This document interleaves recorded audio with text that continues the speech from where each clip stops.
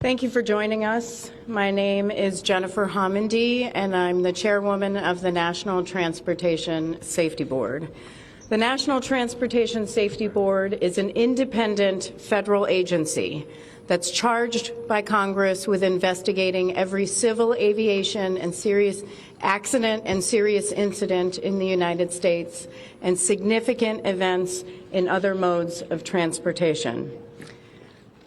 I want to start by expressing our deepest condolences, our sympathies on behalf of the entire board for those who lost loved ones in this terrible tragedy. Our thoughts, our prayers are with you. Entire communities were affected, and we are thinking of you. With me today is Bryce Banning. Bryce is a senior aircraft accident investigator with the National Transportation Safety Board. He's also going to serve as our investigator in charge of this investigation. Also with me today is the entire board. We have Todd Inman, member Todd Inman. Todd is going to serve as the board member on scene, the spokesperson for this investigation. All of the board members will be here. We have Vice Chairman Alvin Brown, member Mike Graham, who lived in Wichita for 20 years, and we also have member Tom Chapman. The NTSB's headquarters is just a mile from here, and so we are all here because this is an all-hands on-deck event. And we're here to assure the American people that we are going to leave no stone unturned in this investigation. We are going to conduct a thorough investigation of this entire tragedy, looking at the facts. Now, with that, I want to level set. When we go to the scene, and we were here last night, we allow the responders to do their important safety mission, which in this case was search and rescue and recovery. We stand back to allow them to do their important safety mission. And so this, for us, is our first full day on scene with our entire crew coming together. We have about nearly 50 people on scene, and in addition to our resources back at headquarters in our labs and throughout the agency. So with that said, we are not going to get into specific facts in this press conference. I want to level set here. We're going to get into our investigative process. As we are able to confirm factual information, we will provide that. I do want to say this is a whole of government effort. I was able to brief, along with others, the President of the United States and the Vice President this afternoon. I want to thank them for their leadership, for their tremendous support of the NTSB, for our investigators, and for the responders that are on scene doing an important mission. I also want to thank Secretary Sean Duffy, who I was communicating with early on after we first got word of this tragedy. We've been working together throughout the day, along with his team at the DOT and within FAA. I also want to thank Secretary Pete Hegseth, who was also integral in working with us today. Chris Rocheleau, the acting administrator of the Federal Aviation Administration. We've heard from many members of Congress on both sides of the aisle, and so I will say this is a tremendous, one more time, whole of government effort. I also want to take a moment and thank the many, many responders that have been on scene. It has been an incredible effort. And I will have a full list that I will provide, that we will provide tomorrow, but I do want to thank them for all their work. With that, I'm going to turn it over to Member Inman for additional remarks.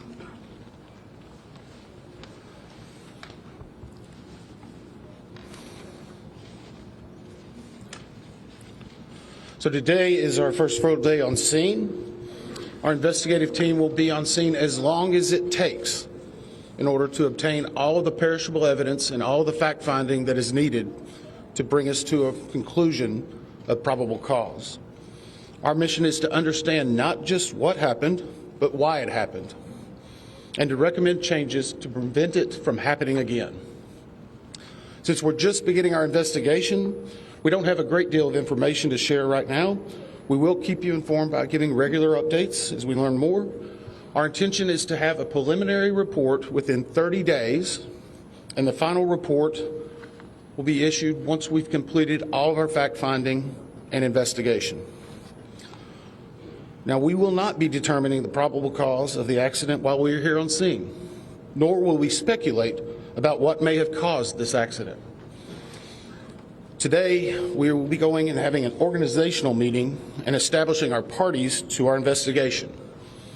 We currently have the following parties that are already identified: PSA Airlines, GE Aerospace, Sikorsky, FAA, NACTA, which represents the air traffic controllers, ALPA, which represents the pilots, Army, AFA, which represents the flight attendants.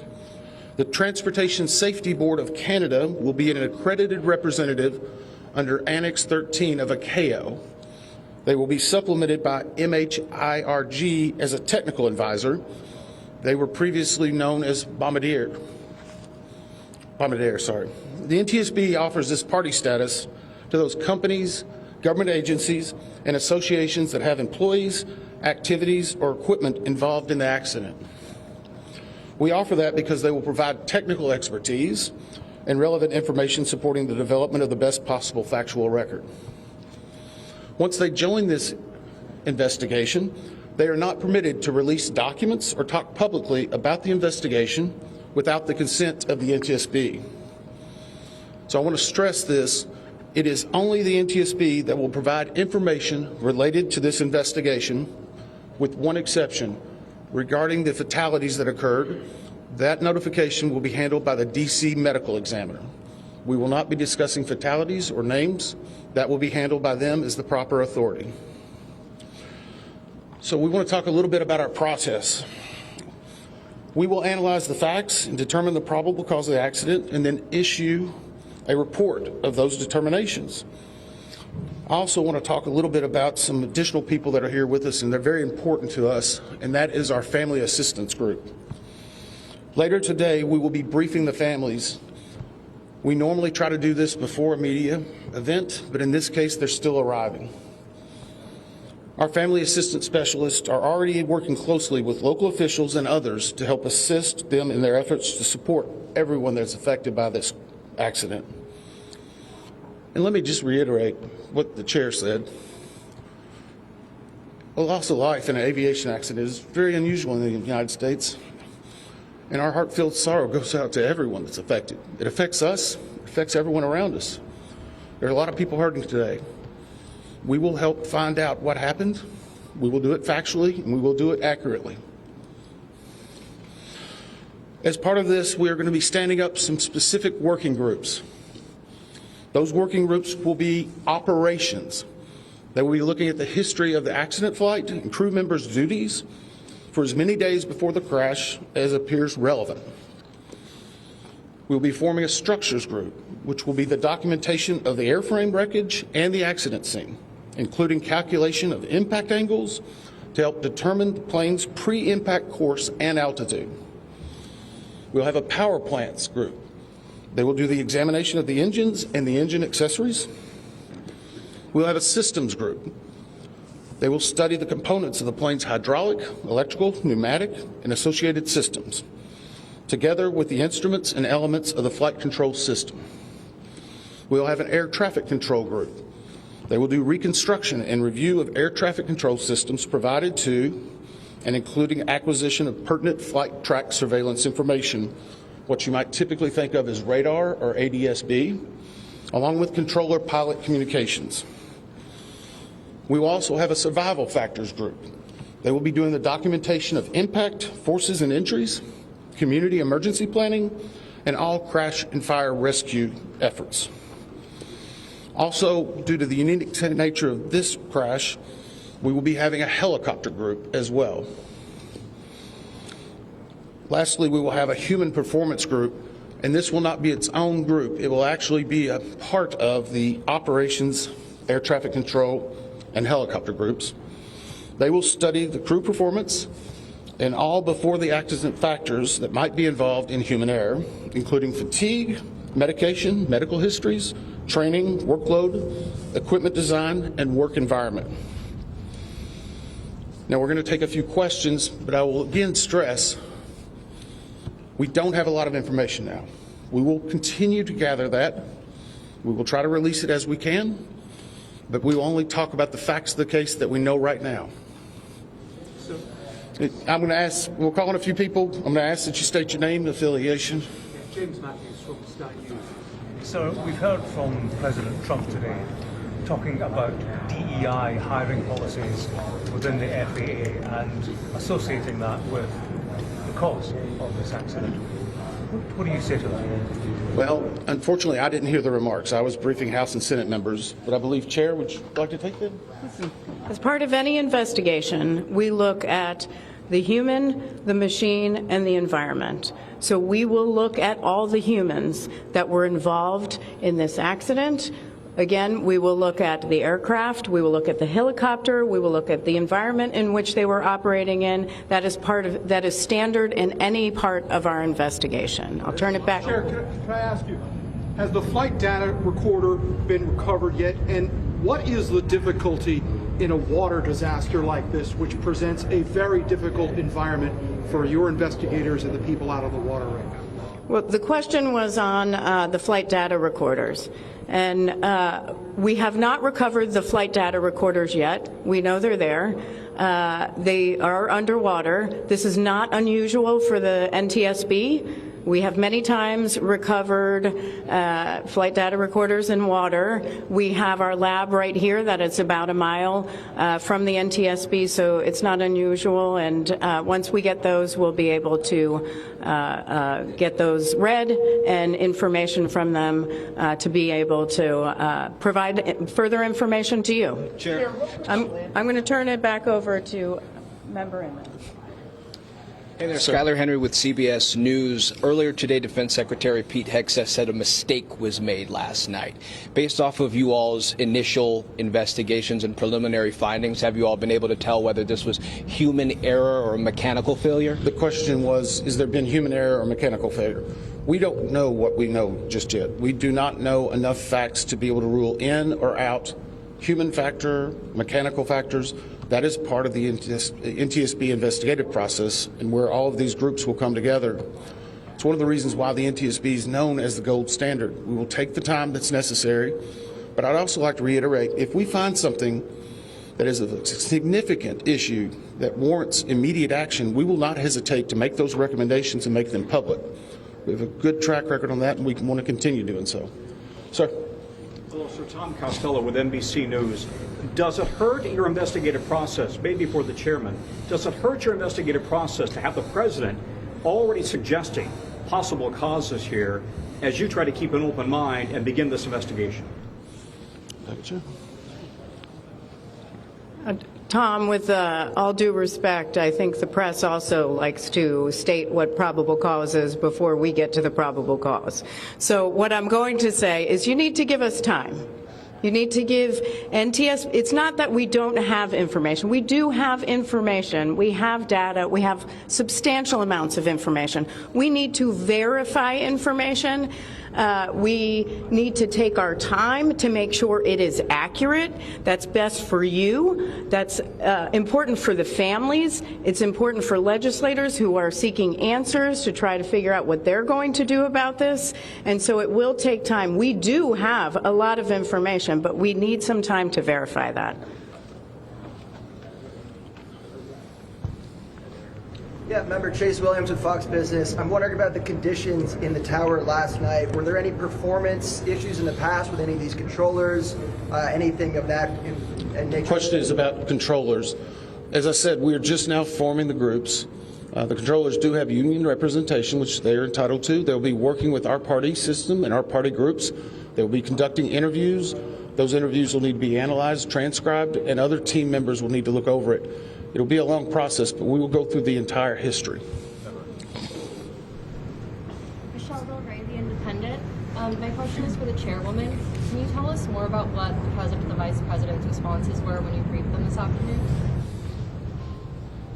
Sure. So the question was about my briefing for the president and the vice president. As is standard, we offer briefings on our process and what we know, and this was a briefing with the president and vice president and with Secretary Duffy and Secretary Hegseth and also the acting administrator of the FAA. There was discussion on what we know so far and our process, and that was about it.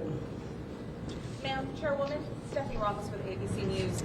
Similar to Tom Costello's question, the President has stated what may have caused the crash, stating common sense. Does that affect your progress at all at this early stage?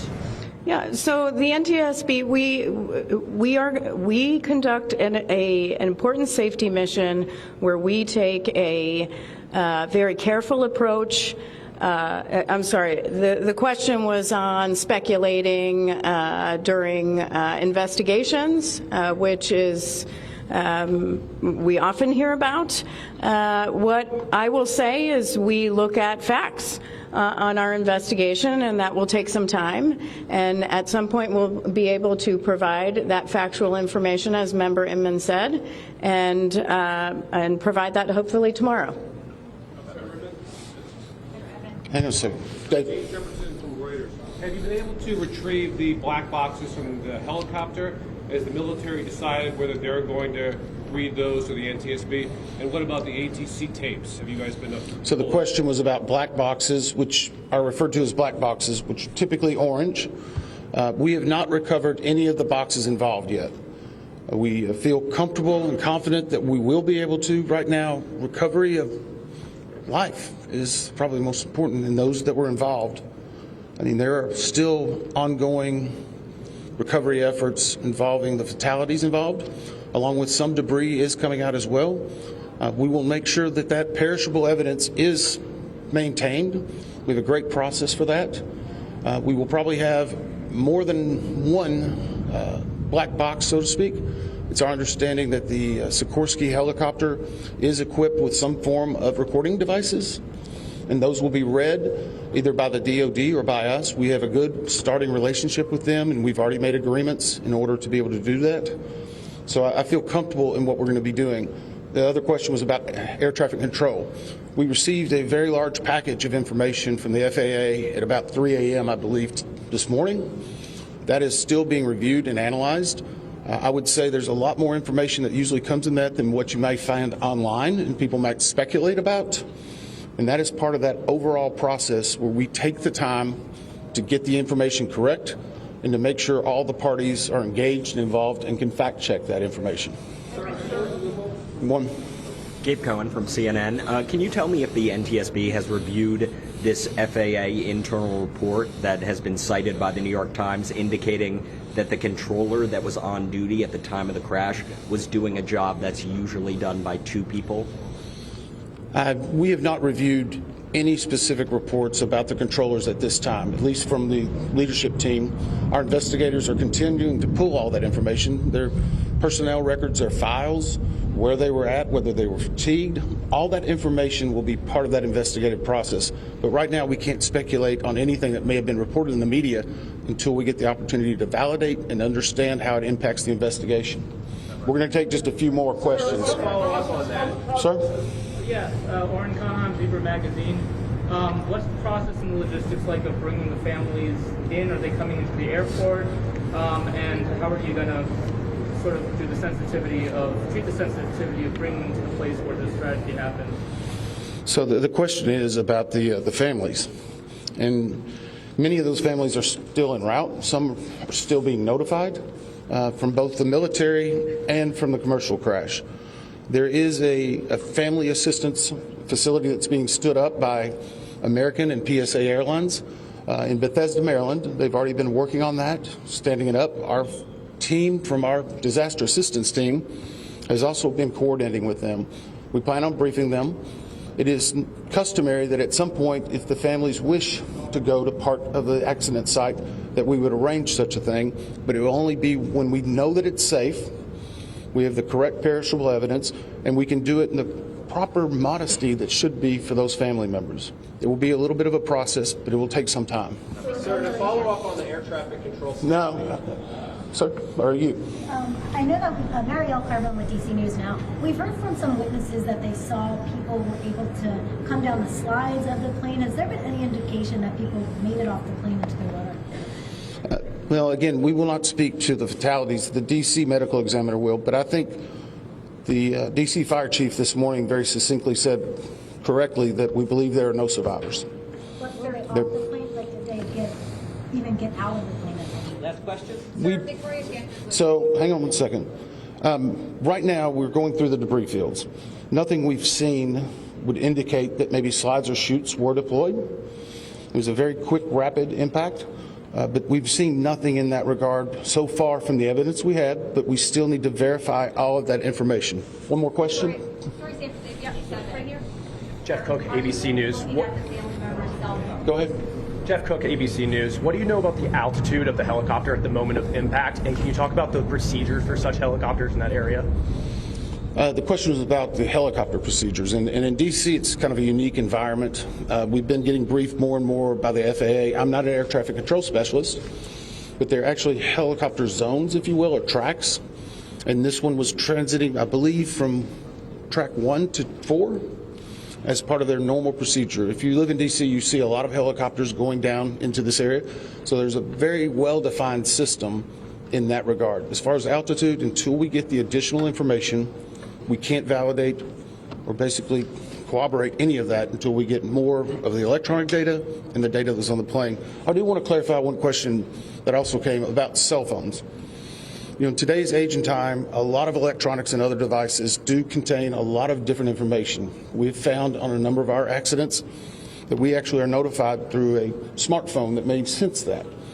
As part of our process, we will obviously treat all of the effects of the deceased with dignity. We are already starting to pull that information together. If we feel that it's necessary to find or pull some of that information, we will work with the families and make sure we do it in a manner that's respectful for them and their privacy. But right now, we don't have any plans specifically on that amount, on that area until we need to. Thank you very much.